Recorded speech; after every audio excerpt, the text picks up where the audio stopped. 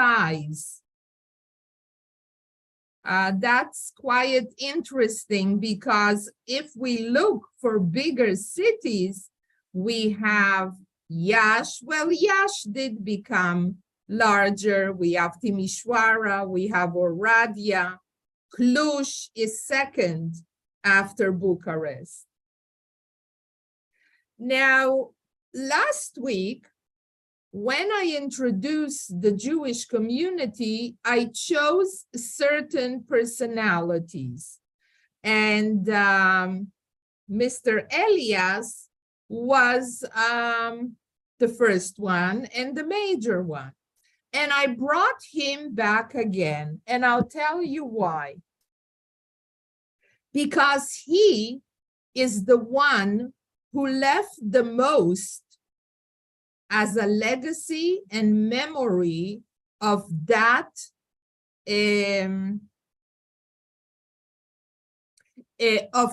community.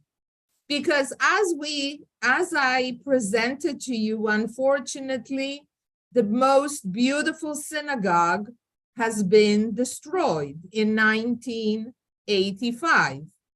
So there's no remnant of that beautiful synagogue. A few houses are left, like again, I showed you the house of the Halfon banker.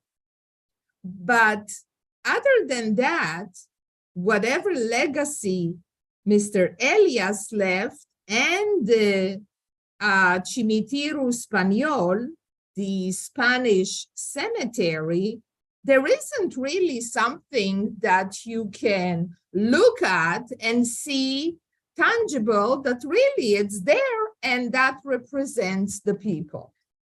So as I said, I took again Mr. Elias, and I brought him because of his great legacy. Now, we didn't go into the issue of the Special Elias Family Foundation.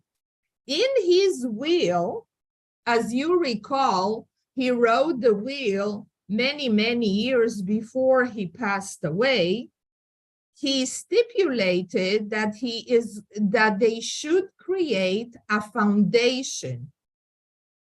And the foundation is actually managed by the Romanian Academy, who was already back in 1936 when he established the foundation.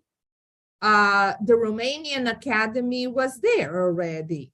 And of course, he requested that all the monies, everything that's being inherited, should go to that fund.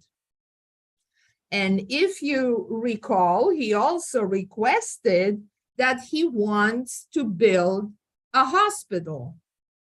And he did, and the hospital was built at a special opening. This house is, by the way, today where this is the foundation headquarters. And if you say to somebody in Bucharest, Atene area, they know that that's one of the most expensive areas, because the Atene is the largest concert hall in Bucharest. That's where all the most important concerts take place. Even if you come to Bucharest and you're not interested in a concert, they have between 10 in the morning and 2 o'clock in the afternoon the opportunity to visit the hall itself. I take many times just the tourists to visit it because it's really a very interesting location. So Mr. Elias has his quarter of the foundation right across of the Atene area. The Hilton Hotel is there, the former palace. Now, when you walk in the hospital today, you can find the following. This is what you see. You see a bust sculpture of his and a few plaques. This is the entrance to the hospital.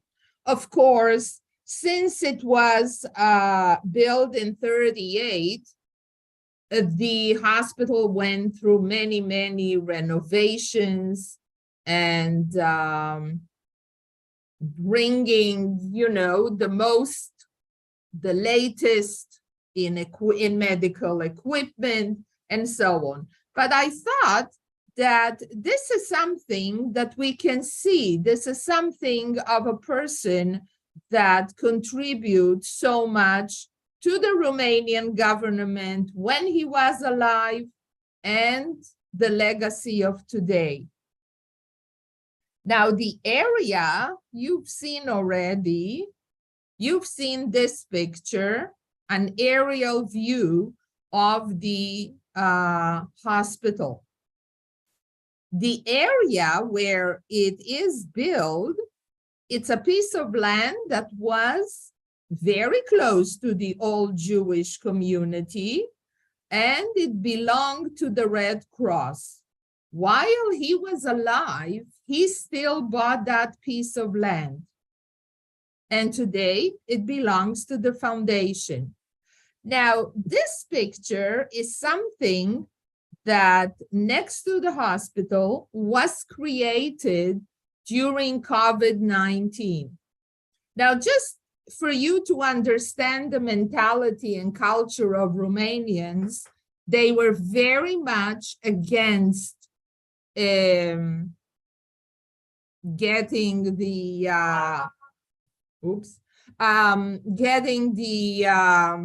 needles and all the immune system that they were trying to promote. Romanians are very superstitious, like to use Baba's medication, meaning grandma's medication, and we're very much against the mask or isolation and so on. However, still in Bucharest, they created this hospital, like a field hospital, an army field hospital outside of the main one to treat people who were infected with the COVID-19. So this was the only hospital that took upon themselves this mission, which I think is an indication of the way their staff and the management thinks. Here I just put some pictures of some of the latest hospital, I missed here a T, sorry, of the hospital equipment.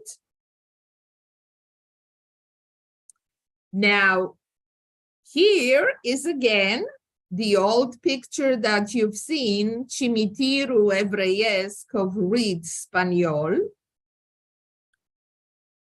Last time when I showed this picture, I didn't mention that some of these tombstones here that are in line are of people that were attacked, killed during the January 21st to 23rd pogrom. They are buried here because they belong to the community. I will mention something later on about it.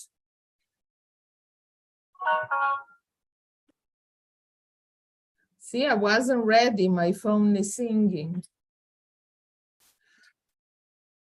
All right, so the Spanish cemetery today is taken excellent care, even better than the regular one. Beside the beautiful entrance, they have an Israeli young man who's a Yemenite, lives in Bucharest, and he specifically takes care only of this cemetery. In Romania, in the cemeteries, especially during the time of communism, the government used to find some people, give them the whole cemetery, tell them you can plant trees, you can plant wheat, whatever you want, and just make sure that there's no vandalism. And what has happened is that if you understand a little bit about roots of trees, they tend to spread. And when they spread, they shake the earth. And since those tombstones, not all of them, were made out of marble, some of them fell, broke.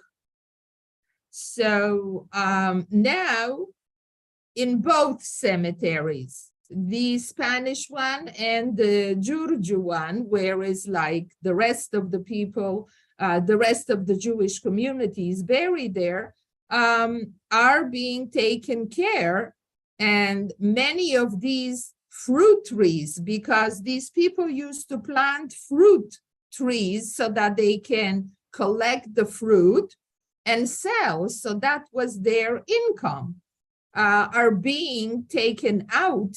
And, you know, they're trying to give a better, to provide a better landscape in order that these tombstones that are there to be able to survive for many, many more years. So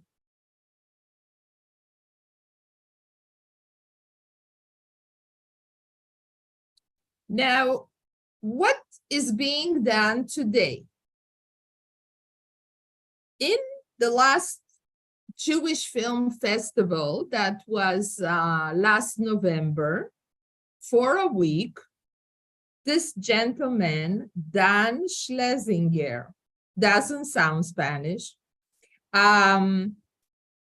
He's an actor also. He undertook the project of the Jewish Film Festival. It's been already a couple of years that he is producing. And this specific year, last November, he dedicated, as you can see here, Zilele Culturii Sfarad, the Days of Culture of Sfarad, 15-16 November, Institutul Cervant de Bucharest. Now, the Institute of Cervantes is the Spanish Institute. It's the cultural Spanish center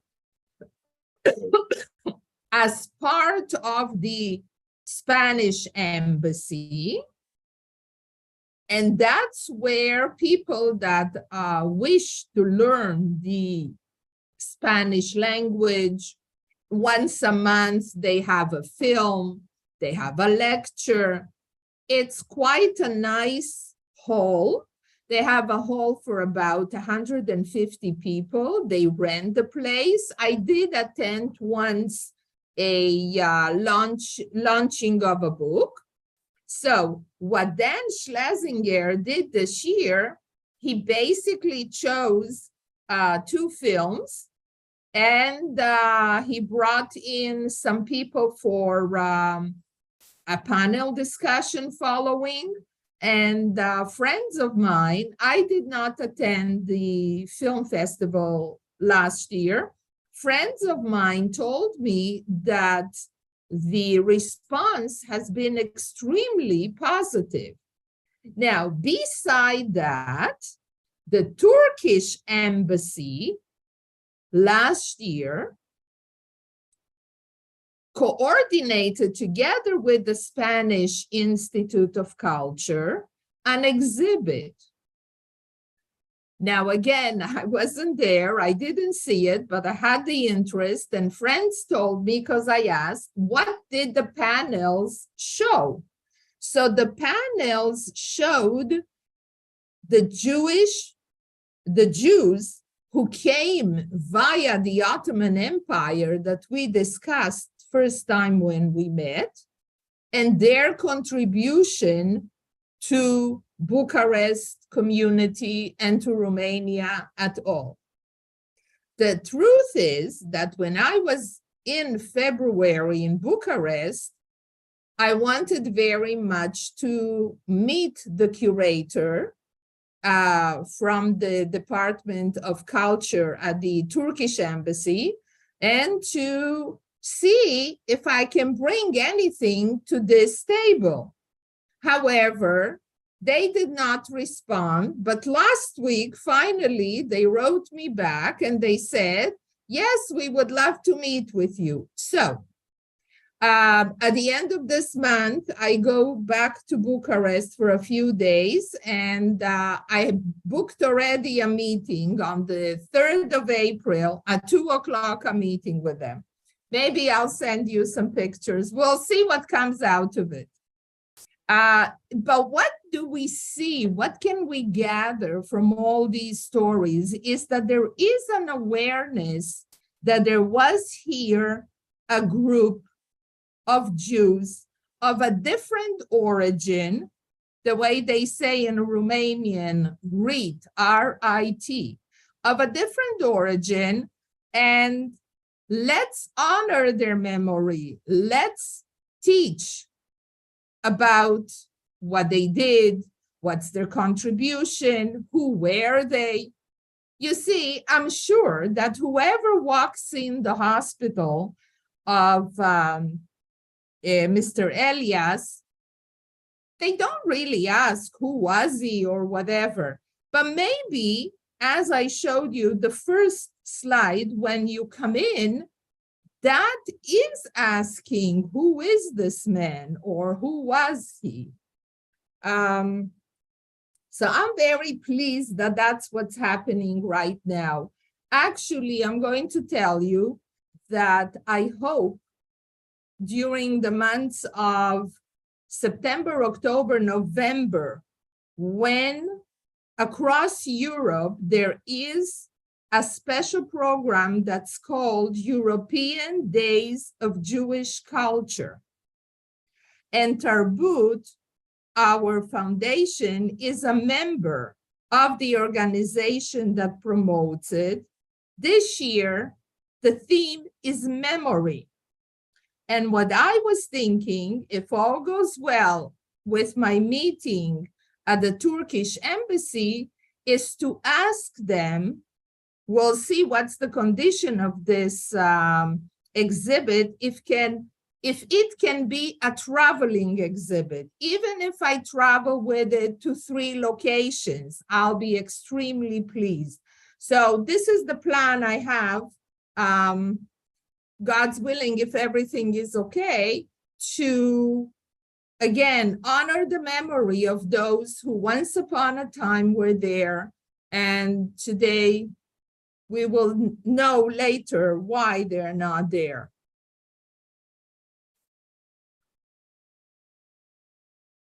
Now,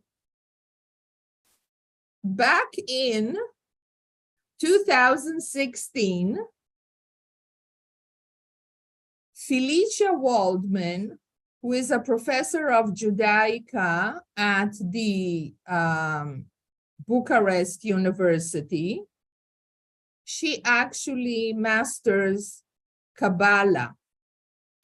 And Anka Tudorocian, who is both of them are very good friends of mine, put together this book Tales and Traces of Sephardic Bucharest. Unfortunately, the book is out of print. Usually in Romania, a person prints only 300 copies. If maybe after many, many years, they'll reprint. But for now, the book is out of print. I don't have a copy, but I was able to trace some information from it, which I used for our purposes, and some pictures. Now, what they did with this book, they basically started with the Jews that left Spain and Portugal to Turkey or Greece, and they brought the history, what happened there first. And then they applied it to Romania. So that's another thing that I wish it would have been available, but it's not really accessible, I mean. Now, here is what I did. I really did not want to finish on a sad, maybe negative, unpleasant feelings that, yes,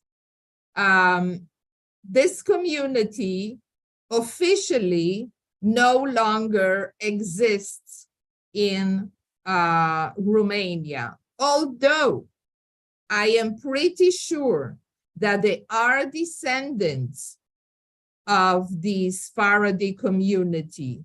But due to various situations, families don't know.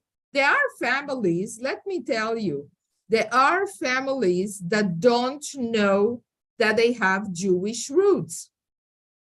A very important journalist, she's about 50 years old today. First time I met her, she told me this little story. She says, you know, I discovered when I was 14 years old from a neighbor that had a fight with her mother.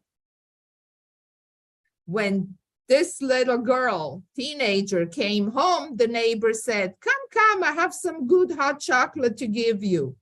So she came, and while she sits down and she sips through this hot, sweet, hot chocolate, says the neighbor, I want you to know you are a Jew.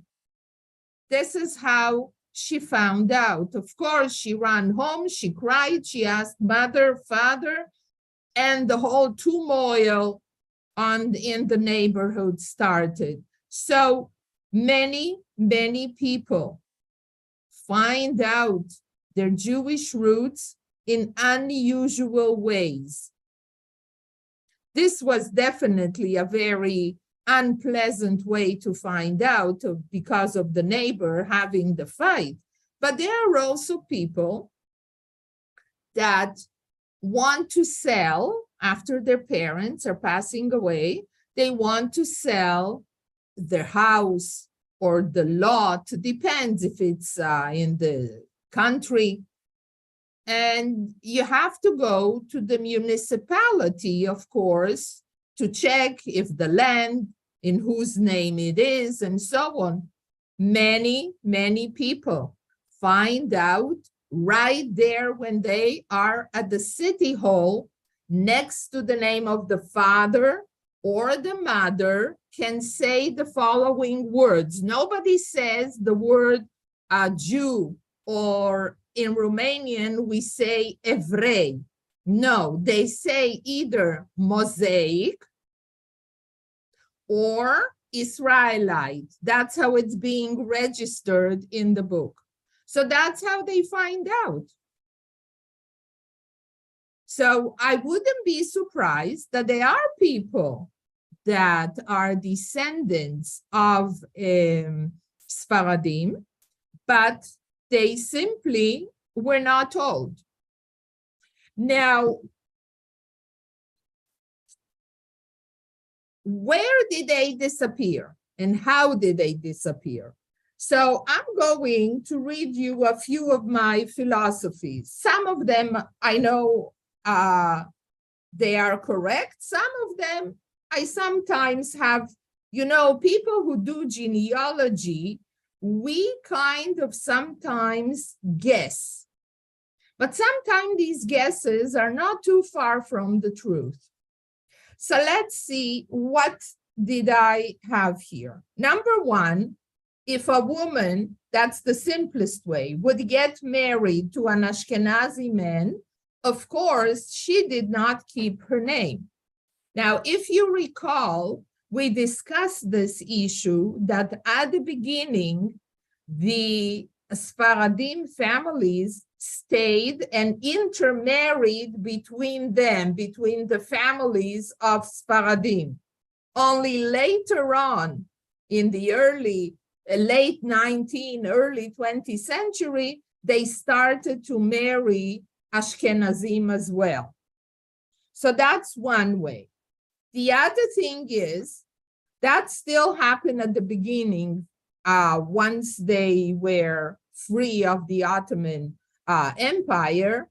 Again, some women married into high society families, European families, starting with the Rothschilds.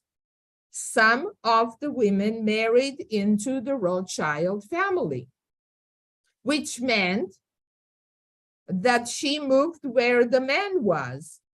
Frankfurt, Paris, Vienna. You saw that some of the, definitely the Elias family is buried in Vienna.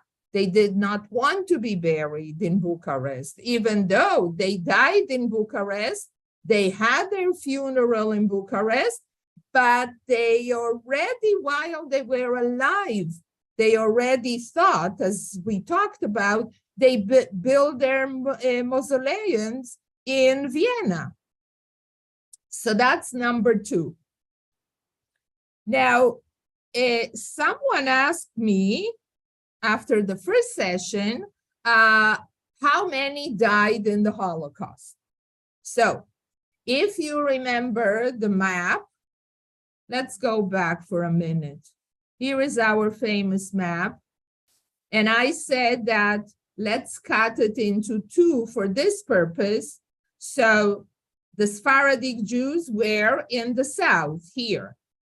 And the groups that were affected by the Holocaust was North Transylvania here, and the Bukovina and Bessarabia areas, Yash here. So nobody really touched the Jews here. There was anti-Semitism. There was the big pogrom, as I said, on January 21st to 23rd. But no Holocaust deportations like to Auschwitz or to Transnistria. So now I did say about here the cemetery that this line is of people who died, were killed, not died, they were killed, murdered by the legionnaires, the far right, Romanian far right extremists on the pogrom. I don't have a specific number. The total number at the pogrom was close to 200 people. Now, why did the legionnaires really pick on them? Because they were merchants, they were economists, they were successful. They had stores on Lipskani that we will visit soon. And that's why they went to them, to kill them. I think I told you the story that my grandfather, Yanku, how the chief of police came and told them ahead of time not to come out because something terrible is going to be. And actually, I'm reading now a book, a very interesting book. It's in English, where the lilacs bloom once again. It won some very good prizes, Ronnie Rosenthal. And in here, I just read a similar story, what happened to my grandfather, what happened in their family. Also, somebody from the government offices came and told her great-grandfather, stay inside the house or come and stay with me and I'll protect you. Okay, so we dealt with that. Now, you see, there was a period from 1945, which was officially liberation, until 1948 on April 13, when the communist regime was formalized with the constitution in Romania. So there was a sort of a turmoil period of about 3 years. All the people who owned a home, a business, were considered by the communists. In Romanian, we have a word that says boier, means somebody extremely rich, not royal, maybe close to noble or minus noble, very special. And all those people, if they had the opportunity, and I'm pretty sure that most of the merchants and businessmen, importers, exporters in Bucharest knew that this will not be a good time for them to stay, to remain in Romania. And that was the time when Jews would be able to leave Romania, take as much as they want. Nobody limited them. Nobody took their papers. They legally packed up. That's what my family did. Grandma and grandpa and the two sons. They packed everything. They sent it on a ship to Haifa. And they came via France, via Germany to Israel on a boat. And then they realized that all those beautiful things that they wrapped so well, and all their paintings and their embroidery and, you know, whatever they had, porcelain and sets of dishes, really didn't fit 1948 life in Israel. That was a, you know, I don't know if you can imagine. I remember some scenes of those days. Basically, it was a country very, very poor, that nobody really paid attention on your belongings. If they are mahogany, grandma brought a cupboard of mahogany and porcelain dishes. You know, nobody used it. Nobody knew what to do because the country was so poor. There was no food. Back to Romania, many of the Sepharadim community left. And that's how they saved their lives, because they would never be able to survive. As soon as communism came, they took over all the stores. They nationalized it. You became, from an owner, you became in your own past store, you became a worker. The same chief of police who told my grandfather that the pogrom is coming He also came when he kind of heard that they are packing. He said, I have such a great job for you. I have an office for you. You will never need to sew and to cut materials and measure. You won't be a tailor. I have a special office for you. Your wife will continue to be a lady. Everything will be perfect. Grandpa said he has to speak to his wife and the sons, and they'll decide. Well, you know what he decided. But if he would have stayed, that chief of police did not last as soon as communists signed their paper, as I said, on April 13, 1948. So who would have protected my grandparents? Nobody. Most of these people who stayed in Romania instead of going to Israel, and they were boyars, nobility, ended up in jails, ended up because they, in a way, they revolted. They said, how come? Why? There was no question under communism. It's you do what we tell you. Okay, so that's another reason that many left. Now, if they didn't leave, and that I'm speaking in general, if Jews didn't leave until 1948, the other opportunity that came up was in the early 60s, when there was a deal between the State of Israel and Ceausescu, the tyrant. He came to power in 1965. And the deal was that every person has a price.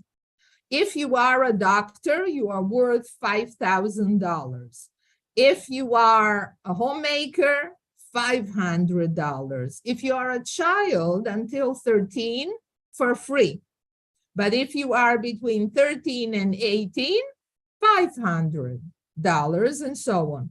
Now, the money came from United States to Israel, and from Israel, it went to Romania, actually to Switzerland. There was a place where they would meet and cash in suitcases. That's how it started. And so many Jews started to come to Israel. That was the largest aliyah. Close to 250,000 of Jews came in from mid-60s till beginning of the 70s. All of them were professionals. They were amazing how fast they integrated in the Israeli community in the country.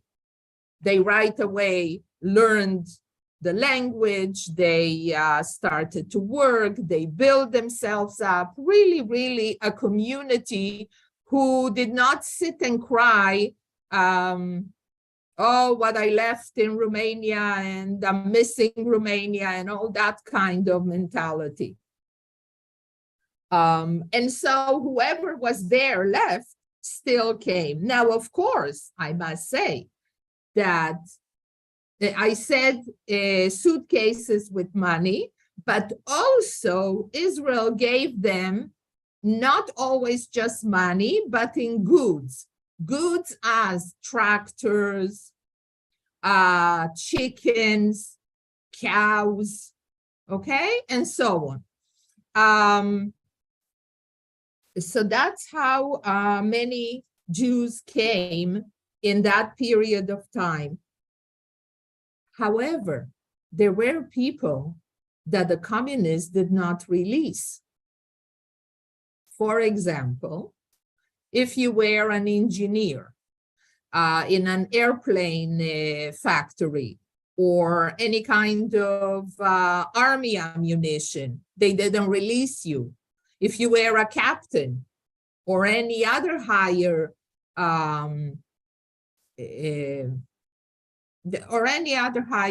level in the army, Supposedly, you are going to transfer secrets, so they didn't let them go. So that's what happened. Some families were torn, some left, some stayed. So that was the story, and I believe that this is also part of the people that stayed or left. Now, as I said, there are some people that are of this origin. I think I mentioned last time that in Craiova, which is here, whoops, please, slowly, Craiova here, the present president, Mr. Shabtai, is, of course, and he knows that he has Sephardi roots. Now, his son is a doctor in Israel at the Hillel Yafe hospital. And I said to him, why didn't you leave? He said, wow, it was too late. He was the chief surgeon in the hospital, and he said he was already too old to come to a new country and to start all over again. However, it's good to know that his son and his family, he has 2 daughters, are living in Israel. So it's a different life and way of dealing. Okay, so what did I do is I took upon myself the decision that I'm going to show you parts of Bucharest and Romania that are alive and kicking today. So I do hope that one day, maybe, some of you will come to visit Bucharest. It is a city that I mentioned before was called the Paris of the East. It does have that flair. It does have that beauty. So here we see Temple Coral. How can we, just a minute, sorry. Here, Templul Coral or Temple Coral. This is the entrance. It has the menorah with 7 candelabra. Here it says when it was built, such things. Here is the interior. That's the east part, and that's the Arona Kodesh. Soon I'm going to show close-up of this beauty of artwork that is inside. But let me say a few other words. So Temple Coral is a synagogue located in Bucharest, Romania. It's designed by 2 architects from Vienna, Endrel and Friwald. It was built between 1864 and 1866.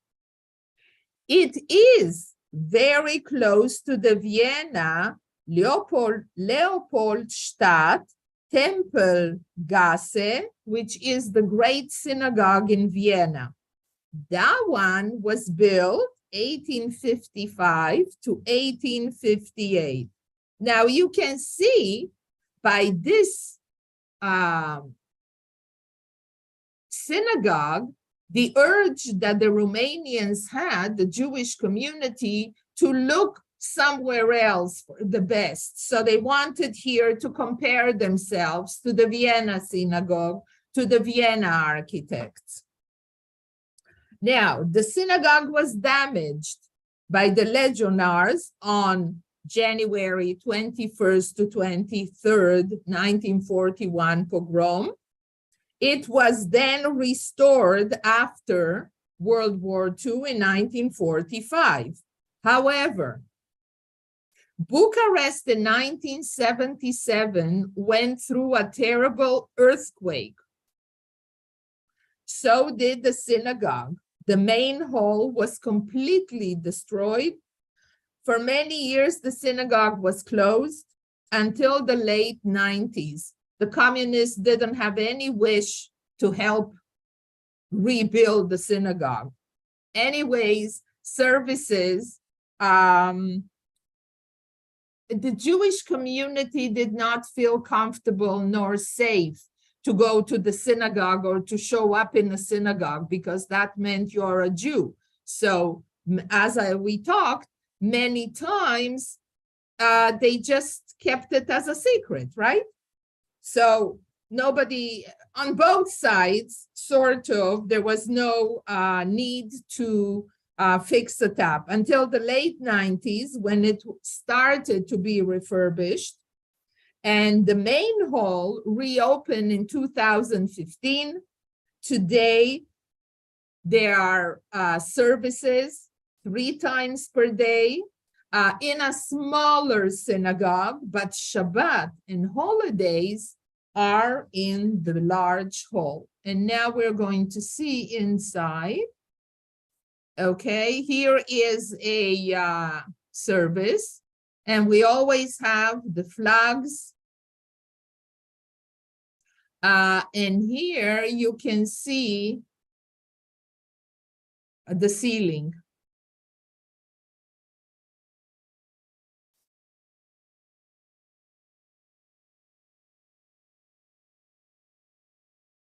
Okay. Now, what does the Jewish community offer in Bucharest? There is the JCC, the Jewish Community Center. There is Rabbi Rosen Old Folks Home that you can see here, and she's a volunteer, not necessarily Jewish. They are playing here Remy Cube, which is a Romanian game. There is the Bereshit Conference. That's where I'm going at the end of the month. There is the winter and summer camp. There is Friday meals in another hall at the Jewish Community Center. And there is the Seder of the community. There is the Purim party. Each person, each senior person receives a package for every holiday. And again, younger people from the community go and deliver and spend some time the same day. So there is a very close contact between the community and the individuals. And most of the money is being supported by the former joint that today we call a JDC. Also, the Bereshit Conference is supported by JDC. Here is just a picture of a family that are sitting upstairs where the women are. And again, you can see some of the artwork. This is the bar, the gate. Look at the art. I mean, you can spend hours looking at the beautiful art that was done in those days. Now here, this wall is the Holocaust Museum that was turned in an old synagogue.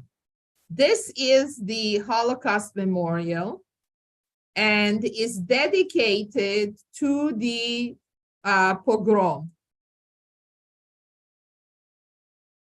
In memory of the martyrs of the Bucharest pogrom, January 21st to 23rd, 1941, and etc. But this was done only in 2016. And what I want to say is that since the year 2000, there is a reawakening and a feeling that I can claim my Jewish identity, even by posting such a plaque.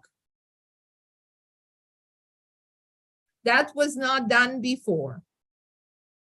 If you recall, Romania did not accept its taking responsibility that there was a Holocaust only in 2002. Now, I put this, it doesn't have anything what to do with Jewish history, but every building, every former building, either Jewish, non-Jewish, Armenian, whatever group of people that has a history, have this monument symbol. And it says in 3 languages, a few things. So I just thought for you to see how they mark historical buildings or any other site. Now here, we are on Lipskani, the old town, how we call it, in Bucharest. The major street is Lipskani. And that's where all the businesses were, the stores of clothing for men, for women, the millinery. You know, once upon a time, millinery, making hats, was something very popular, and it was a real profession. The furriers, everybody was on Lipskani. But today, Lipskani turned to be the center, the historical city. And there are various stations that are very appreciative, old buildings. Now, this is, you know how every city has the largest bookstore? This is today a bookstore. It's a chain. It's called Cărturești. And they have about 5-6 stores in Bucharest, and then they have across the country too, at least one in each other major city. But what's so unusual about this one, this was close to Christmas. And number one, you can see that there are 3 floors.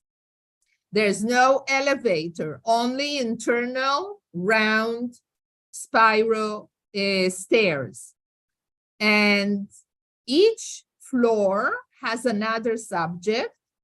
And of course, they sell everything. They have on this side, on this wall, they have only English books. Romanians like to read books also in the English language. Now, what's so special about this building, right? Now, let me give you a little bit of history. The building was built at the beginning of the 20th century by the Cirosevloni bankers family. I think this name sounds to me Italian. During the first few decades of its existence, the building housed the bank headquarters. And afterwards, it became a general store. Afterwards means during communism time, it became a general store. At the end of the 1990s and early 2000, the building fell into decay up until 2015, when a 5-year-long rehabilitation strengthened and turned this into this beautiful bookstore. Now, Lipskani, as I said, was the major street with the best stores for men, for women. But I'm also proud to say that my grandma's family had a lingerie store on Lipskani 58. Today, we can't claim it or anything, but it's a very special few streets. Now, today, there's lots of bars and restaurants, less clothing, and basically the nightlife of Bucharest happens in this area. Tourists love to go there. This is, well, here you can see Romanians are very particular about their wedding dresses. So here is a store that I took specifically. Now you can see here all the restaurants outside. But if you look very close up here, you can see the beautiful design of the building. And here you have these little, off the main Lipskali, you have little streets. And for the spring and summer, some of them put these lovely umbrellas to color the the area. Whoops. Okay. Casa Capsha. Here it has this piece of metal with the symbol and saying that 1852 was built. It was this that was built. It was a hotel, and it is a hotel today too. It's over 2 streets, full block. Last summer I was there, and what they did downstairs, they used to have a coffee shop, but wasn't really nice. So they renovated, and it's really, really pretty. It's on Calea Victorii, which is the most expensive street in Bucharest, named after Queen Victoria. And during the 30s, between the 2 world wars, all the artists used to meet here at this coffee shop, do readings, launch a book. And among them was also my grandmother. My grandmother was a philanthropist, and she supported an Armenian artist that only we have his paintings. So this is Casa Capsha, which is real, here you can see it from far away, and this is Calea Victorii that meets Boulevardu Elisabeta. So these are major, major streets. Today, what we find on Calea Victorii is all the fashion stores that we see on Madison Avenue in New York. So it's, and a lot of 5-star hotels are here on this street too.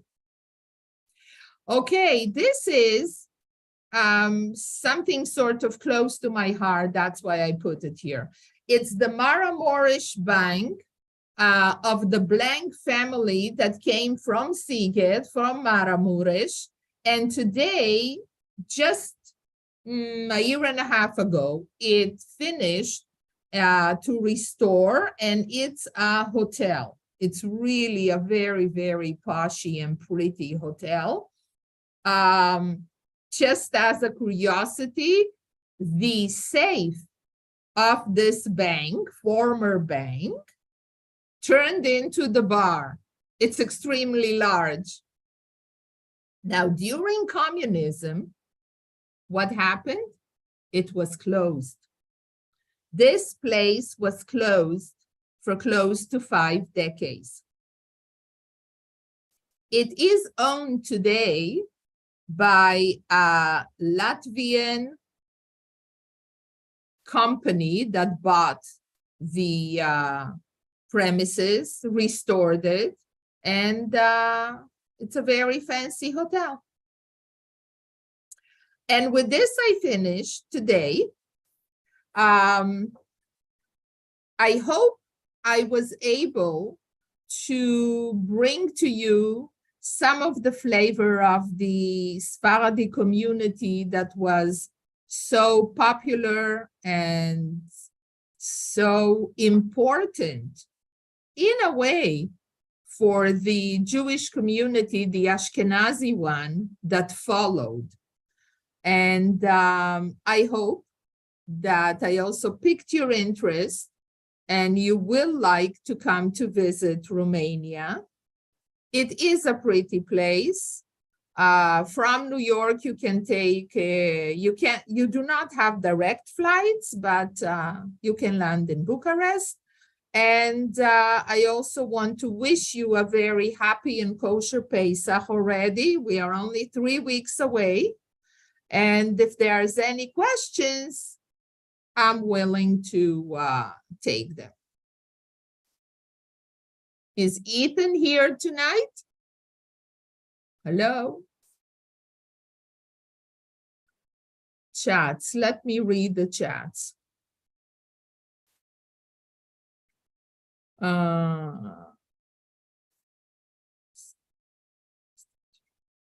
Yes, that was a bust of Menachem Elias in the hospital.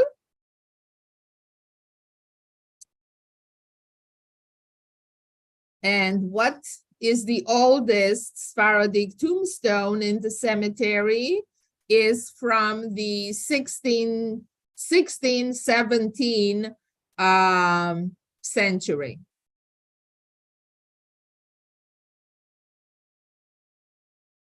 Boyer reminds me of the French actor from years ago, Charles Boyer, of Sephardic origin. Just half kidding. Okay. Why do you think there were negative stereotypes generated in Israel regarding Romanian Jews? It's a very sensitive question. As I told you, the Romanian Jewry came in the country in Israel and right away integrated, right away went to Ulpan. Ulpan is a school where you study the language, Hebrew, and their children didn't like to speak Romanian, but started with the Hebrew. It was a community that integrated and didn't come with a chip on their shoulders. Now, the other community that I'm going to refer to are the Polish ones. They came with a chip on their shoulder, either because of the Holocaust, because they really went through almost all the years of World War II, since the Nazis entered Poland on the 1st of September 1939. So they kind of came with a chip on their shoulders. And they were also very loud, not like the Romanians, as I said, did their jobs, did their work, and didn't have to show off. And therefore, there were some negative stereotyping. I don't like to mention them. I'm not going to mention them. I think it's incorrect. And it's a pity. I'll tell you something. There were, from the first people who came, that would not say to another person in Israel that their roots are Romanian. Many people of my generation, second generation like myself, were hiding it almost all their lives. Now, when they are in their late 60s, 70s, they walk up and they say, oh, I wish I would have learned Romanian. I wish I wouldn't have been in hiding.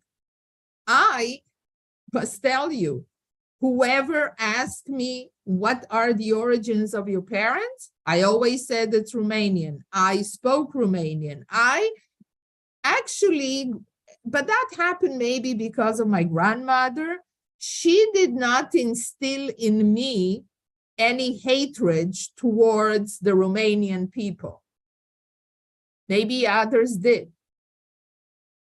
So I hope I answered partially or all the question. Manquez Garcia, Pesach Alegra Camino. Okay, thank you. Gloria Asher, thank you very much. I know it's Ladino. I figured this one out. Okay, so be well, everybody. And you know where I am if you come up with questions or anything that you want to clarify. And again, have a Chag Pesach Sameach. Bye-bye.